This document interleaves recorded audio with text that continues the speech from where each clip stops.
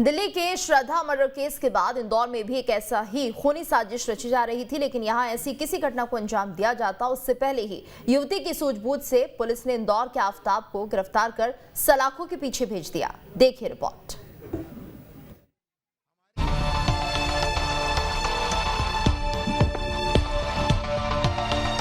दिल्ली के आफताब के बाद इंदौर में भी एक आफताब एक युवती को श्रद्धा बनाने की साजिश रच रहा था।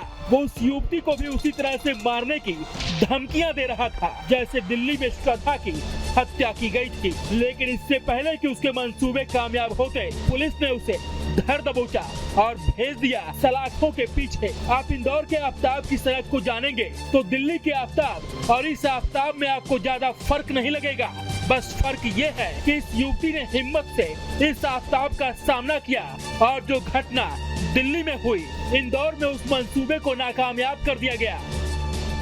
हमने उसे योजनाबद्ध तरीके से रीजनल पार्क बुलवाया। रीजनल पार्क में उस लड़की से उसने मिलने पर जब उसके भाई ने और उसके परिवारों ने उस युवक की पिटाई करी और पिटाई करने के बाद बजरंग दल उसे राजेंद्र नगर थाने पर लेके आया है।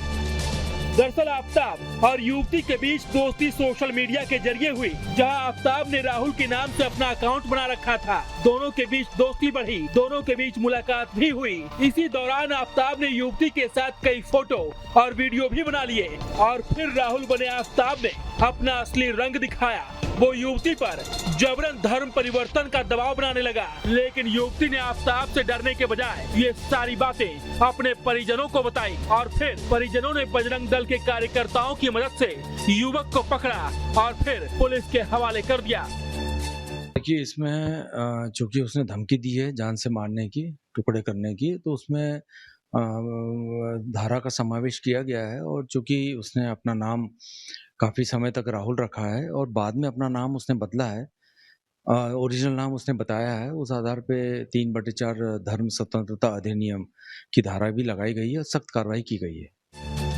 प्रदेश में लव जिहाद के खिलाफ कठोर कानून है, लेकिन बावजूद इसके आफताब जैसी मानसिकता के लोगों को न तो पुलिस का डर है, न ही कानून का खौफ। यही वजह है कि मामला पुलिस तक पहुंचा तो पुलिस ने धार्मिक स्वतंत्रता अधिनियम के तहत मामला दर्ज कर कार्रवाई शुरू कर दी है। शिकायत बालिका के द्वारा की गई है। उसमें उसने बताया है कि सोशल मीडिया के थ्रू उसकी पहचान हुई थी और राहुल नाम से उसकी पहचान हुई थी। और काफ़ी समय बाद जब उसको बच्ची को पता चला है कि ये तो इसका ओरिजिनल नाम ये है, जब उसने ऑब्जेक्शन लिया है, उसके बाद उसने धमकी वगैरह दी है। उस पर पुलिस ने सख्त कार्रवाई करके और आरोपी को पकड़ लिया है। आफताब की मानसिकता और उसकी सनक का अंदाजा इसी से लगा सकते हैं। जब युवती ने धर्म परिवर्तन करने और दोस्ती रखने से इनकार कर दिया तो उसने उस युवती का हाल भी श्रद्धा जैसा कर देने की धमकी देने लगा। कहने लगा, अगर तुम मेरी बात नहीं मानी तो मैं तुम्हारे 36 टुकड़े करके जंगल में फेंक दूंगा। पहले नाम बदलकर दोस्ती और फिर हकीकत सामने आने के बाद धर्म परिवर्तन का दबाव बनाने वाले आफताब को लग रहा था युवती उसकी धमकियों से डर जाएगी, लेकिन युवती ने उसके फोटो और वीडियो को सार्वजनिक कर देने के डर को भुलाकर सब कुछ पुलिस को बता दिया, जिसके बाद पुलिस ने आफताब के मोबाइल को जब्त कर लिया है और उसकी भी जांच चल रही है।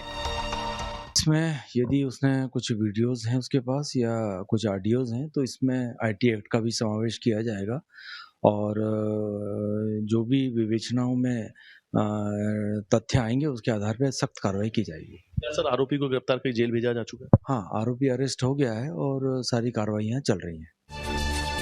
दिल्ली में श्रद्धा मर्डर के बाद भी इंदौर के आफताब ने जिस तरह से युवती के 36 टुकड़े करने की धमकी दी, उससे इतना तो साफ है कि दिल्ली हो या फिर इंदौर, ऐसे मानसिकता के आफताब हर शहर में घूम रहे हैं जो धर्म बदलकर युवतियों को पहले तो प्यार के जाल में फंसाते हैं और फिर हकीकत सामने आने के बाद धर्म परिवर्तन करने का दबाव बनाते हैं। बहरहाल पुलिस ने आरोपी आफताब को गिरफ्तार कर लिया है और धार्मिक स्वतंत्रता अधिनियम IT अधिनियम के साथ ही कई अन्य धाराओं के तहत मामला दर्ज कर जांच शुरू कर दी है। आरोपी आफ्ताब इस वक्त गिरफ्तार हो चुका है, लेकिन आफ्ताब श्रद्धा मर्डर केस हर किसी ने देखा है कि कितनी बेरहमी से श्रद्धा की आफ्ताब हत्या कर देता है। शरीर के 36 टुकड़े अलग अलग करके वो फेंक देता है और उसके बाद इंदौर का आफ्ताब सामने आता है और आफ्ताब ने भी इसी बात का जिक्र किया है। उससे मुलाकात करने से मना करती है, बातचीत करने से मना करती है, तो उसके बाद वो कहता है कि नहीं, तुम्हें मुझसे दोस्ती रखना पड़ेगा वरना तुम्हारे भी 36 टुकड़े करके जंगल में फेंक दूंगा। विजय बंगाली के साथ मिथिलेश गुप्ता, न्यूज स्टेट, इंदौर।